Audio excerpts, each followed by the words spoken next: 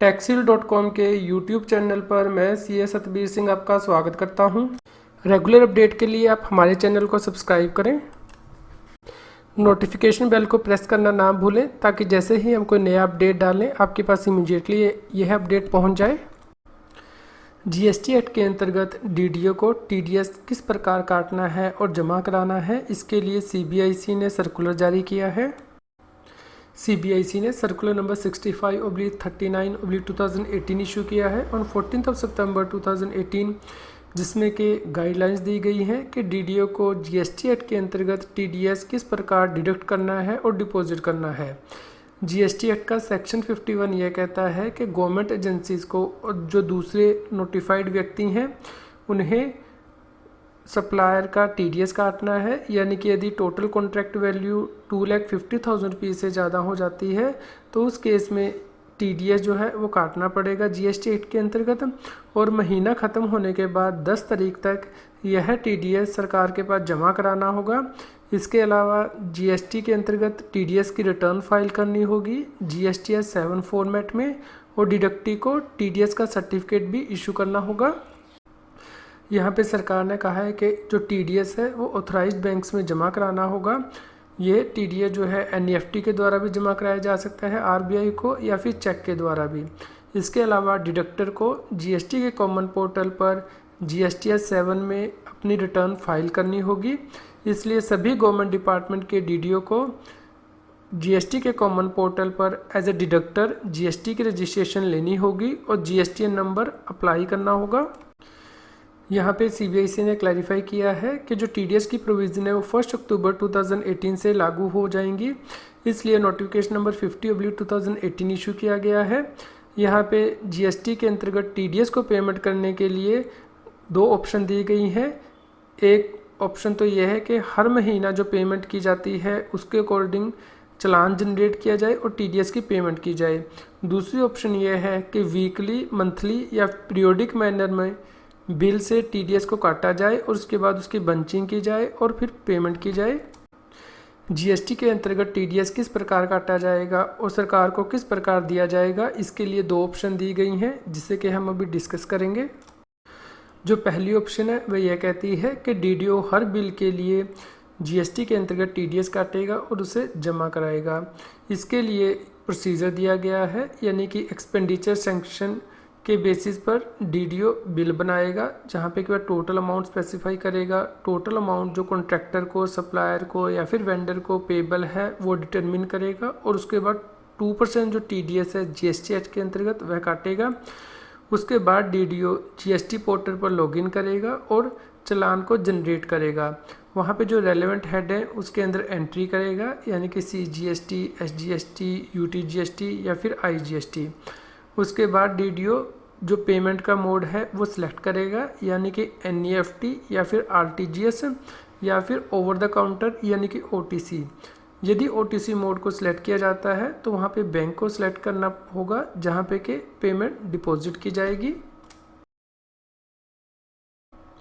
इसके बाद डीडीओ जो है PFMS पर अब बिल बनाएगा, जिसे कि पेमेंट अथॉरिटीज़ के साथ शेयर किया जाएगा।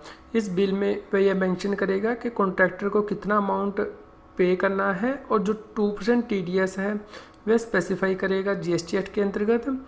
इसके बाद जो NEFT या फिर RTGS मोड से पेमेंट की जाती है तो उस केस में CPIN नंबर यानी कि बेनिफिशियरी अकाउंट नंबर मेंशन किया जाएगा, RBI एज बेनिफिशियरी मेंशन किया जाएगा, और RBI का जो IFSC कोड है वो मेंशन किया जाएगा। और पेमेंट अथॉरिटी को यह रिक्वेस्ट की जाएगी कि वो RBI की फेवर में पेमेंट कर दें। यदि over the counter mode select किया गया है तो उस केस में A कैटेगरी गवर्नमेंट चेक जो है वो रिक्वेस्ट किया जाएगा पेमेंट अथॉरिटी से, और 25 ऑथराइज्ड बैंक जो दिए गए हैं उनमें से किसी एक बैंक के फेवर में यह चेक इशू किया जाएगा। उसके बाद इस चेक को CPIN के साथ ऑथराइज्ड बैंक में डीडीओ के द्वारा डिपॉजिट किया जाएगा। सक्सेसफुल पेमेंट हो जाने के बाद सीन नंबर यानी कि चालान आइडेंटिफिकेशन नंबर RBI या फिर ऑथराइज्ड बैंक के द्वारा जीएसटी के कॉमन पोर्टल पर इलेक्ट्रॉनिकली शेयर किया जाएगा, जिसके बाद के अमाउंट इलेक्ट्रॉनिक कैश लेजर में डीडीओ के क्रेडिट हो जाएगा। इस अमाउंट को और सिन को डीडीओ जीएसटी के कॉमन पोर्टल पर लॉगिन करने के बाद देख सकता है। इसके अलावा डीडीओ को एक रजिस्टर मेंटेन करना होगा जिसका परफॉर्मा के एनेक्सर ए में दिया गया है, ताकि वह जब मंथली रिटर्न यानी कि GSTS 7 फाइल करे तो उस टाइम में इसका यूज़ कर सके। जीएसटी की रिटर्न जो है वो ऑफलाइन टूल के द्वारा यानी कि ऑफलाइन यूटिलिटी के द्वारा जीएसटी के कॉमन पोर्टल पर फाइल की जाएगी। इसके अलावा डीडीओ को टीडीएस का सर्टिफिकेट भी जनरेट करना होगा जीएसटी पोर्टल से फॉर्म GSTS 7A में, यानी कि जैसे ही वह जीएसटी की मंथली रिटर्न को फाइल कर देगा टीडीएस रिटर्न को, तो उसके बाद वह सर्टिफिकेट जनरेट करेगा। यह है परफॉर्मा जिसमें कि डीडीओ को GSTS 7 की जो डिटेल है उसके लिए रिकॉर्ड मेंटेन करना है। यहाँ पे सीबीआईसी ने कहा है कि कई केस में हो सकता है कि डीडीओ ऑप्शन 1 को एक्सरसाइज ना करे, क्योंकि इस केस में बहुत बड़ी मात्रा में चालान जनरेट करने होते हैं हर महीने में। इस केस में वह ऑप्शन नंबर 2 को सिलेक्ट कर सकता है, यानी कि वह हर बिल से टीडीएस काटेगा और उसके बाद जो अमाउंट है वो सस्पेंस हेड में चला जाएगा। उसके बाद जो सस्पेंस हेड में अमाउंट है उसके लिए वह जो टीडीएस है वो इकट्ठा ही जमा करा सकता है वीकली बेसिस पर, मंथली बेसिस पर या फिर किसी और पीरियोडिक बेसिस पर। इसके लिए जो प्रोसेस है वो इस प्रकार होगा। एक्सपेंडिचर सैंक्शन के बेसिस पर डीडीओ बिल प्रिपेयर करेगा जिसमें कि टोटल अमाउंट स्पेसिफाई करेगा। कॉन्ट्रैक्टर, सप्लायर और वेंडर को जो अमाउंट पेबल है नेट वह स्पेसिफाई करेगा और जो जीएसटी एक्ट के अंतर्गत टीडीएस है 2% उसे स्पेसिफाई करेगा। उसके बाद PFMS पर बिल प्रिपेयर करेगा ताकि रिस्पेक्टिव पेमेंट अथॉरिटी के साथ इसे शेयर किया जा सके। बिल में यह स्पेसिफाई किया जाएगा कि कॉन्ट्रैक्टर को कितना अमाउंट पे करना है और जो 2% टीडीएस का अमाउंट है। सस्पेंस हेड को देखने के बाद बिल के ऊपर टीडीएस का अमाउंट मेंशन किया जाएगा।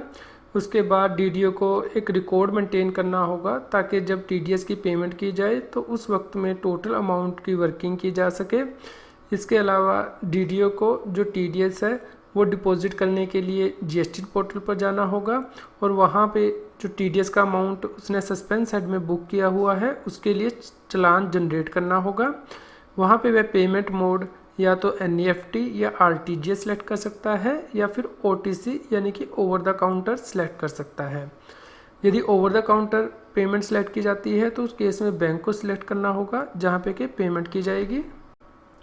इसके बाद डीडीओ टीडीएस का अमाउंट जो बंच किया गया है उसके लिए एक बिल बनाएगा, यानी कि जो सस्पेंस हेड में 2% टीडीएस उसने डाला है उसके बेसिस पर वह पेमेंट अथॉरिटी को बिल फॉरवर्ड करेगा। इस केस में वह सर्टिफाइड कॉपी जो है रिकॉर्ड की वह भी लगा सकता है। पेमेंट अथॉरिटी सस्पेंस हेड से अमाउंट को क्लियर करेगी और बिल को पास करेगी। यदि पेमेंट NEFT या फिर RTGS मोड से की जा रही है तो उस केस में डीडीओ को CP नंबर मेंशन करना होगा, यानी कि beneficiary account number, RBI as beneficiary दिखाना होगा और RBI का IFSC कोड जो है वो दिखाना होगा और यह रिक्वेस्ट करनी होगी पेमेंट अथॉरिटी को कि RBI के फेवर में पेमेंट इशू की जाए। यदि over the counter mode select किया जाता है तो उस केस में ए कैटेगरी गवर्नमेंट चेक जो है वो इशू किया जाएगा, यानी कि जो 25 ऑथराइज्ड बैंक्स हैं उनमें से किसी एक के फेवर में। उसके बाद यह चेक जो है CPIN नंबर के साथ ऑथराइज्ड बैंक ब्रांच में डिपॉजिट किया जाएगा डीडीओ के द्वारा।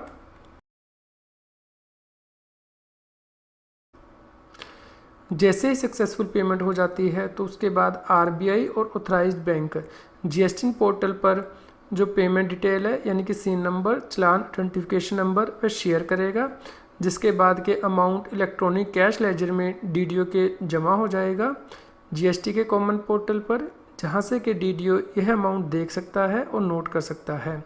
डीडीओ को रजिस्टर भी मेंटेन करना होगा जो कि एनेक्सर ए में दिया गया है ताकि वह मंथली रिटर्न जीएसटी की फाइल कर सके GSTS 7 में, और इसके लिए वह जीएसटी के कॉमन पोर्टल पर जो ऑफलाइन यूटिलिटी है उसका उपयोग कर सकता है।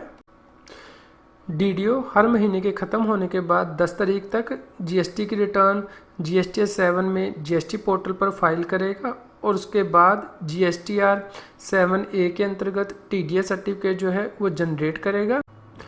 इस सर्कुलर का लिंक इस GST न्यूज़ की वीडियो डिस्क्रिप्शन में भी दिया गया है। जीएसटी, टैक्स और फाइनेंस के रेगुलर अपडेट के लिए आप टैक्सील की मोबाइल ऐप को गूगल प्ले स्टोर से डाउनलोड कर सकते हैं। इसका लिंक इस वीडियो के डिस्क्रिप्शन में भी दिया गया है। आज की जीएसटी की न्यूज़ आपको कैसी लगी, इसके बारे में हमें बताएं। लाइक करें और शेयर करें। जितना अधिक आप लाइक करते हैं और शेयर करते हैं उतनी ही अधिक हमें प्रेरणा मिलती है कि हम और भी अधिक अच्छी जीएसटी की न्यूज़ आप तक पहुंचा पाएँ। यदि आप जीएसटी से रिलेटेड रेगुलर अपडेट्स अपनी ईमेल आईडी पर मंगवाना चाहते हैं तो आप हमारी न्यूज़लेटर को सब्सक्राइब कर सकते हैं, जिसका लिंक इस जीएसटी न्यूज़ की वीडियो डिस्क्रिप्शन में भी दिया गया है।